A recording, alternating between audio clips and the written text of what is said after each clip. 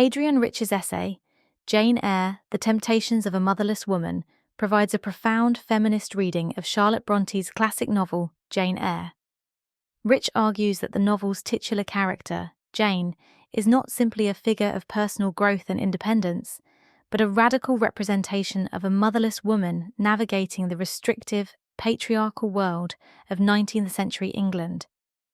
In this essay, Rich examines how Jane, a woman without the guiding influence of a mother figure, resists the temptations traditionally placed before women, such as dependence on men for love, economic security, and identity. Jane's journey, Rich argues, is one of self-preservation and self-assertion, which transforms her into a powerful symbol of feminist defiance. Rich's analysis of Jane Eyre extends beyond the surface-level themes of romance and personal development. She situates the novel within the broader framework of feminist literature, exploring how Jane's experiences reflect the social conditions of women during the Victorian period. This essay provides a detailed and insightful examination of the ways in which Jane Eyre subverts traditional female roles, not only through her defiance of societal norms, but also through her commitment to personal integrity and moral autonomy. Rich's essay serves as a reminder of the radical potential embedded in Bronte's work, highlighting how Jane's refusal to succumb to societal pressures allows her to emerge as a pioneering figure in feminist literature. The absence of maternal influence and the quest for selfhood. One of the central points in Rich's analysis is Jane Eyre's identity as a motherless child. In a society where the mother figure often imparts moral guidance and social conformity, Jane is forced to develop her own moral compass and sense of self-worth. The lack of a maternal figure in her life, both literally and figuratively, places Jane in a precarious position as she navigates the world's expectations of her. Rich argues that Jane's motherlessness symbolizes the broader condition of women in a patriarchal society. They are deprived of strong female role models who embody autonomy and authority. As a result, Jane must invent her own path toward independence, drawing strength from within rather than from external maternal support. Throughout her life, Jane encounters various maternal surrogates, Bessie, Miss Temple, and Helen Burns, who represent different models of womanhood. These figures offer Jane guidance and serve as temporary mentors, but Rich points out that none of them provides Jane with the full sense of maternal support that would enable her to navigate her challenges with complete security. In each of these relationships, Jane must still rely on her own instincts and moral compass to survive, reinforcing the theme that women, in a patriarchal society, often lack true models of female independence. Rich also touches on the emotional isolation that Jane's motherlessness imposes on her. Jane's early experiences at Gateshead and Lowood are marked by a profound sense of alienation and loneliness. Her lack of familial connections places her at the mercy of authority figures, Mrs. Reed, Mr. Brocklehurst, who seek to suppress her individuality. Jane's ability to resist these influences, despite her vulnerability, highlights her inner resilience and determination to preserve her autonomy. Economic dependency and the threat to female independence. Another critical area Rich explores is Jane's refusal to become economically dependent on Rochester, a man who holds power not only because of his wealth, but also because of his social standing as a male figure in Victorian England. In Jane Eyre, love and financial security are intertwined, creating a dangerous temptation for women who are taught to rely on men for their survival. Jane, however, refuses to submit to the traditional narrative of a woman seeking economic protection through marriage. Her refusal to stay with Rochester after learning of his existing marriage to Bertha Mason is a defining moment in her quest for self-preservation. Rich argues that Jane's rejection of Rochester's offer to live as his mistress signifies a radical break from the conventions of Victorian female characters. The majority of women during this period were expected to prioritize economic security over personal integrity. For many, the prospect of living in relative comfort with a wealthy man, even outside of the confines of marriage, would have been a tempting choice, especially for someone in Jane's vulnerable position. Yet, Jane's decision to leave Thornfield, despite the hardships that follow, demonstrates her refusal to compromise her moral principles in exchange for financial security. Rich highlights how Bronte's portrayal of Jane's economic independence challenges the pervasive belief that women must rely on men for survival.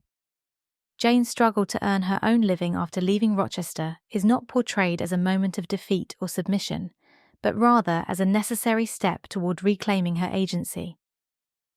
By rejecting financial dependence on Rochester, Jane asserts her right to make decisions based on her values, rather than on the expectations of society.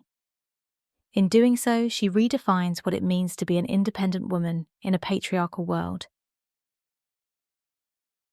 Resisting the temptation of romantic love.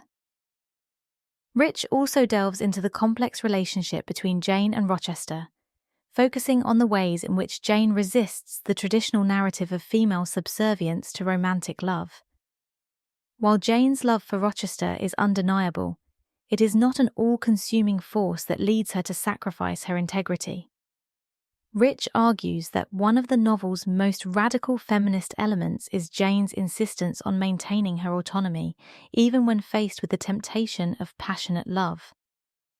The discovery of Bertha Mason, Rochester's first wife, is a pivotal moment in the novel, and Rich identifies it as a moment of intense temptation for Jane. At this juncture, Jane is offered the chance to stay with Rochester as his mistress, a position that would secure her financially and emotionally, but at the cost of her personal integrity. For a motherless woman like Jane, the offer is particularly seductive because it promises stability, security, and love, things she has been deprived of throughout her life. However, Jane's decision to leave Thornfield rather than compromise her moral beliefs is a powerful act of resistance. Rich emphasizes that Jane's departure is not just about rejecting Rochester, but about rejecting the entire societal structure that tells women they must define themselves through their relationships with men. Jane's journey toward independence and her refusal to become subservient to a man she loves marks a significant departure from the traditional Gothic and Romantic novels of the time, where women's fates are often tied to the men they love. Rich contends that Bronte's portrayal of Jane's departure from Thornfield is a critique of the oppressive systems that bind women to men, whether through love, marriage, or economic dependency. Jane's refusal to be defined solely by her love for Rochester represents a radical reimagining of the role of women in literature and society, showing that women can and must prioritize their own self-worth and autonomy. The role of Bertha Mason and the mad woman in the attic.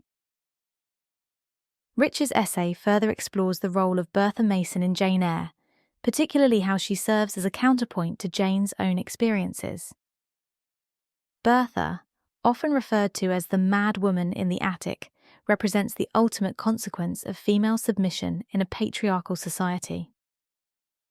Rich sees Bertha as a distorted reflection of Jane, a woman who, unlike Jane, has been completely confined, both physically and mentally, by the patriarchal forces in her life.